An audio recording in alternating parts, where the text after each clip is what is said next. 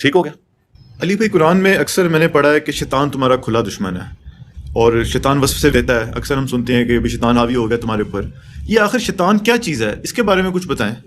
شیطان دیکھیں، ایک تو بڑا شیطان ہے نا، جو قصہ آدم اور ابلیس قرآن پاک میں ایٹ لیسٹ 7 ٹائمز بیان ہوا ہے تفصیل کے ساتھ. سورۃ البقرہ میں، سورۃ الاعراف میں، سورہ بنی اسرائیل میں، سورۃ الحجر کے اندر، سورہ صاد کے اندر، سورۃ الکہف کے اندر، سورہ طٰہٰ کے اندر.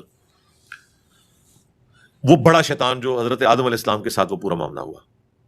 پھر اس کی اولاد بھی ہے. ہر انسان کے ساتھ ایک شیطان کا بچہ اٹیچ ہو جاتا ہے، جن. بخاری مسلم دونوں میں حدیث ہے کہ شیطان انسان کے جسم میں خون کی طرح دوڑتا ہے. اور مسلم شریف میں حدیث ہے ہر انسان کے ساتھ ایک فرشتہ ہے اور ایک جن ہے. شیطان اور جن یہ انٹرچینجبل ہے، کیونکہ اس کی اسپیشی جن ہے. فرشتہ اسے نیکی کی طرف بلاتا ہے اور شیطان اسے برائی کی طرف. اللہ نے دیکھے کیسا بیلنس کیا ہے، صرف نہیں شیطان مسلط کیا، فرشتہ بھی کیا ہے، دونوں چیزیں پیرلل میں. ایک صحابی نے جرأت کر کے پوچھا، یا رسول اللہ آپ کے ساتھ بھی؟ فرمایا ہاں میرے ساتھ بھی تھا، لیکن اللہ نے مجھے اس پہ قدرت دے دی ہے. میرے ساتھ جو شیطان اٹیچ ہے وہ مجھے نیکی کی طرف ہی بلاتا ہے. رسول اللہ کے بعد کسی شخص کے لیے گارنٹی نہیں ہے کہ اس کے ساتھ شیطان اٹیچ نہیں ہے. وہ ہرگلا سکتا ہے کسی بھی شخص کو. یہ نبی کا پروٹوکول ہے کہ وہ اللہ تعالیٰ کی حفاظت میں ہوتا ہے. اب ظاہر وہ شیطان انسان کے جسم میں پھونکے مارتا ہے. نفس اس کا بہترین ایک مسکن ہے جس کے ذریعے وہ نفسانی خواہشات کو ابھارتا ہے. اس وجہ سے شیطان ایک پرسنالٹی بھی ہے اور ایک سمبل کے طور پہ بھی ہے. انسان کے اندر کا جو شیطان ہے وہ اتنا بڑا ہے کہ اس نے شیطان کو شیطان بنا دیا. شیطان تو پہلے اللہ کا مقرب بندہ تھا نا. اکڑ پیدا ہوئی، تکبر آیا، تو اللہ نے کیا فرمایا؟ ابا واستکبر وکان من الکافرین. اکڑ گیا، تکبر میں آ گیا، راندہ درگاہ ہو گیا. آج ہم اسے کہتے ہیں ابلیس، جیلس ہوا ہوا. الرجیم کہتے ہیں، مردود بارکا. لیکن کسی زمانے میں وہ اللہ کا بندہ ہی تھا.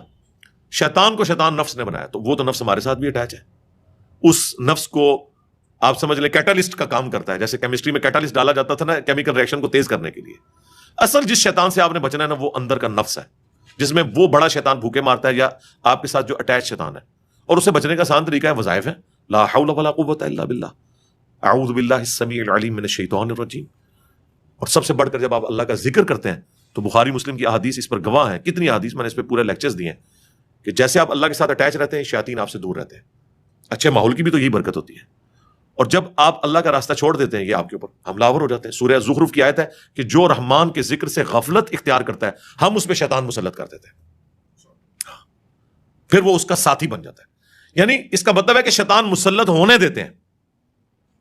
شیطان کو دور کرنے کا طریقہ اللہ کا ذکر ہے. جیسا کہ کسی پر پیاس مسلط ہو تو کیسے دور کرے گا؟ پانی پی کر.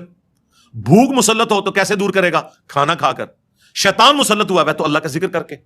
باقی جو تھوڑے بہت وسوسے ہیں ان کو اللہ نے درگزر فرمایا. مسلم شریف میں حدیث ایک صحابی نے کہا یا رسول اللہ بعض اوقات ایسے سے خیال دماغ میں آتے ہیں، دماغ تو سوچتا ہے کہ دل کرتا ہے کہ جل کے کوئلہ ہو جاؤں لیکن زبان پہ نہ لاؤں. فرمایا عین ایمان ہے، زبان پہ نہیں لایا، یہ تمہارے ایمان کی دلیل ہے. شیطان تمہیں آ کے ورگلا رہا ہے لیکن تم اس کے پیچھے نہیں چل رہے. اور بخاری مسلم میں یہ بھی حدیث ہے کہ اللہ تعالیٰ نے میری امت کے دل میں آنے والے جو وسوسے ہیں نا، جو آٹومیٹکلی شیطان کی طرف سے آتے ہیں، وہ معاف کر دیے جب تک کہ وہ زبان پر نہ لے آئے یا اس کے مطابق عمل نہ کر لیں. تو ان کو آپ اگنور کریں، خود بخود چیزیں جو ہے نا وہ اگنور ہو جاتی ہیں. ادروائز یہ آپ کا ٹیسٹ ہے. مجھے بتائیں اگر شیطان نہ ہوتا تو ٹیسٹ کہاں سے تھا؟ اگر پیاس نہ ہوتی تو پانی کی قدر کسی کو ہوتی؟ اگر رات نہ ہوتی تو دن کی قدر آتی؟ یہ ہو نہیں سکتا کہ اپوزٹ چیز نہ ہو اور آپ کے اندر اس کی قدر محسوس ہو. تو اللہ تعالیٰ نے ٹیسٹ یہ دنیا اس لیے رکھا کہ شیطان کا راستہ بھی ہو، رحمان کا راستہ بھی ہو، اور آپ کی جنگ جاری رہے. آپ جنت کو ارن کریں. یہ پلیٹ میں رکھ کے نہیں ملنی، یہ ارن کر کے ملنی ہے. اور یہ اتنی مشکل ہے کہ بخاری مسلم کی حدیث ہے اللہ تعالیٰ نے جنت کو ناگوار چیزوں سے ڈھانپا ہوا ہے اور جہنم دوزخ کو خوشگوار چیزوں سے ڈھانپا ہوا ہے. یعنی وہاں انسان اٹریکٹ ہوتا ہے. اور اس کی ایکسپلینیشن ابو داؤد، ترمذی، نسائی، ابن ماجہ چاروں کتابوں میں یہ حدیث ہے سنن اربعہ کی کہ اللہ تعالیٰ نے جب جہنم کو پیدا کیا تو حضرت جبرائیل کو کہا کہ جا کے دیکھو جہنم. جب دیکھ کے انہوں نے کہا توبہ توبہ توبہ یا اللہ، مجھے نہیں لگتا کوئی بندہ ایسا کام کرے کہ جہنم میں پہنچ جائے. اللہ تعالیٰ نے فرمایا اچھا اب جاؤ. جب دوبارہ گئے تو اللہ تعالیٰ نے جہنم کو خوشگوار چیزوں سے، دنیا کی آسائشیں، گناہ کی لذتوں سے ڈھانپ دیا. اور پوچھا جبرائیل اب سنا. انہوں نے کہا یا اللہ مجھے نہیں لگتا کوئی جہنم میں پہنچنے سے بچ جائے. جتنا تو انہیں اٹریکٹفل اسے بنا دیا نا کہ ہر اٹریکٹفل راستہ ادھر ہی جا رہا ہے. وہی تو آپ کا امتحان ہے. اس لیے جنت میں آپ کو انعام مل رہا ہے. وہ دنیا میں جو اٹریکٹفل چیزیں ہیں وہ جنت میں آپ کو انعام کے طور پہ مل رہی ہیں. دنیا میں وہ حرام ہے، سونا، چاندی، ریشم، 4 سے زیادہ عورتیں. جنت میں آپ کو انعام دیا جا رہا ہے ان چیزوں کا انعام جو دنیا میں آرام کی ہوئی تھی، تو اس کا مطلب ہے وہ اٹریکٹفل تھی. پھر اللہ نے فرمایا جنت کی طرف جاؤ. جنت سے ہو کے انہوں نے کہا یا اللہ مجھے نہیں لگتا کہ کوئی تن من دھن نہیں لگا دے گا جنت میں پہنچنے کے لیے، یہ تو ساری جنتی ہو جائیں گے. اللہ نے فرمایا وہی والی ہماری بات، رکو ذرا صبر کرو اب جاؤ.